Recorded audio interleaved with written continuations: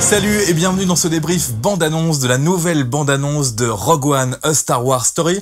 Ça démarre d'ailleurs de manière très classique, on reprend une fois de plus ces notes de musique de Star Wars avec un beau plan large. Je me risquerai pas de vous dire où est-ce qu'on est, sur quelle planète on est, mais en tout cas c'est pas mal du tout. Le monde court à sa perte. Le drapeau de l'Empire flotte dans toute la galaxie.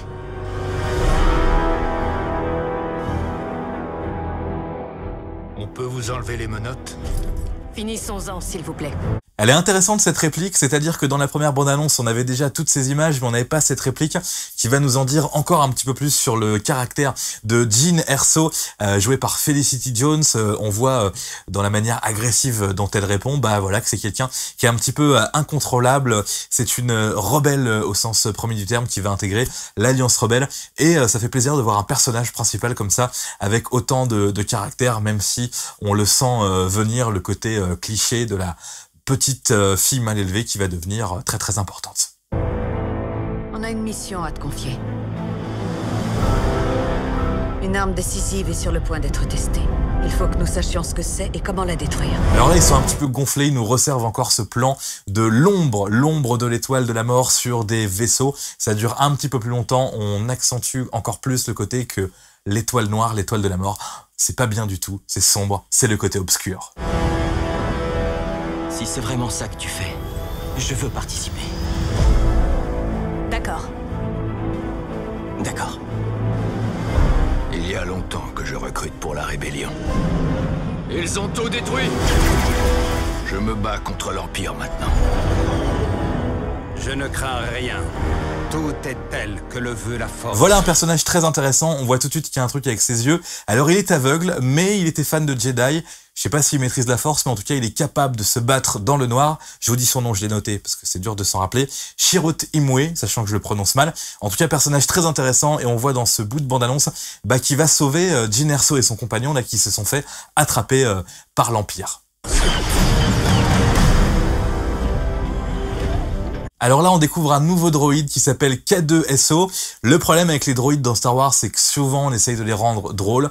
Là, c'est le cas une fois de plus. On aura un droïde un peu maladroit dans sa manière d'interréagir avec les humains, et ça donne des super vannes. Attention, la vanne, je vous préviens, il y en a 2 dans cette bande-annonce. Ça fait beaucoup. Le capitaine dit que tu es une amie. Je ne vais pas te tuer. Merci. On n'a pas beaucoup de temps. Ça, c'est sûrement l'image la plus intéressante de cette bande-annonce. L'étoile noire qui vient provoquer une éclipse en s'alignant parfaitement devant un soleil. Alors c'est magnifique, c'est une idée plutôt sympa, et puis ça permet de renforcer encore plus à quel point l'Empire est obscur et vient assombrir le ciel. Chaque jour, il se renforce.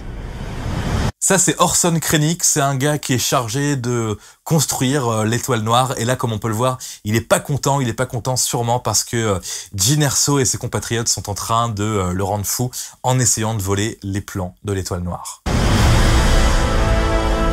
Là, on a des images de guerre, de combat qui sont plutôt pas mal, plutôt en bonne qualité, avant de retomber sur notre nouveau droïde qui case sa deuxième vanne dans la bande-annonce. Il y a 97,6% de probabilité pour que ça échoue. Il a de bonnes intentions. On nous resserre une nouvelle fois les fameux quadripodes, les TBTT, avec cette fois-ci carrément un missile qui leur arrive en pleine face. C'est l'occasion pour nous d'inverser le cours des choses. Vous êtes avec moi? Jusqu'au bout. J'aime beaucoup cette séquence puisque c'est là qu'on va constater que Jyn Erso, c'est vraiment la patronne, c'est vraiment la chef de guerre. Elle doit avoir une vingtaine d'hommes à son service qui vont l'aider. Une fois de plus, j'ai envie de dire bravo à cette héroïne principale qui semble avoir vraiment de l'énergie et du punch.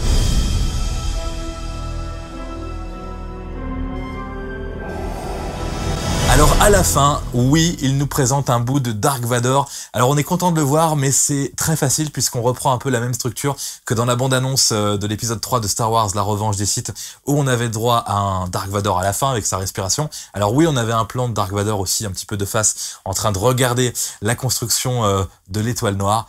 Mais franchement, cette apparition de Dark Vador à la fin, je m'attendais à quelque chose de différent. Voilà, je m'attendais à voir Dark Vador dans une situation différente plutôt que de le voir par derrière avec son casque et sa respiration. Donc cette nouvelle bande-annonce, elle est ma foi assez intéressante. On n'apprend pas grand-chose par rapport à la première. En fait, on vient réinterpréter encore des nouveaux clichés de Star Wars. On vient nous remettre encore des vannes de droïdes. On vient en faire un truc encore plus universel, comme quoi ce film Rogue One, A Star Wars Story sera vraiment un Star Wars comme les autres, avec du grand spectacle, avec des vannes de droïdes, avec des méchants, et on s'aperçoit, voilà, ça va être un bon film, un bon Star Wars, je pense, mais ça va être surtout un Star Wars comme les autres, fait pour plaire à tout le monde, et ça risque de déplaire à pas mal de gens aussi. On risque d'avoir quelques plaintes. Vivement le mois de décembre pour voir enfin plus de 2 minutes de ce Star Wars.